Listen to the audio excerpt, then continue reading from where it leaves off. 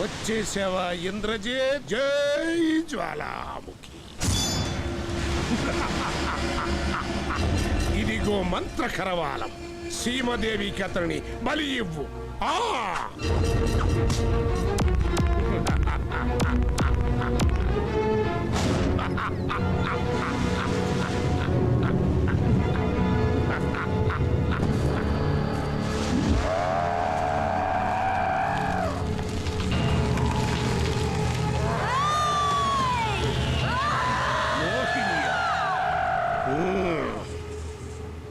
ఇంద్రజిత్, నువ్వు అతన్ని బలి ఇవ్వు. నేను దీని సంగతి చూసుకుంటాను.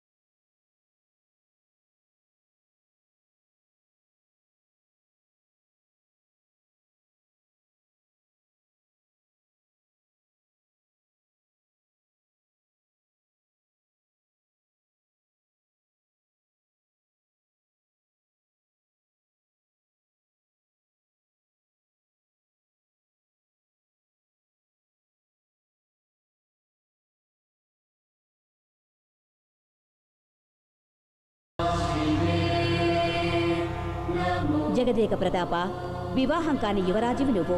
అలాగే అవివాహితుడైన ఇంద్రజిత్తుని నాకు బలిచ్చి నన్ను ప్రసన్నం చేసుకున్నావు. నాగజ్యోతిని పొందే అర్హతను సంపాదించుకున్నావు. ఒక సమర్థుడికి అది దక్కుతున్నందుకు నేను సంతసిస్తున్నాను. తల్లి, శక్తివంతమైన ఈ నాగజ్యోతి దైవం వద్ద ఉండటమే మంచిది.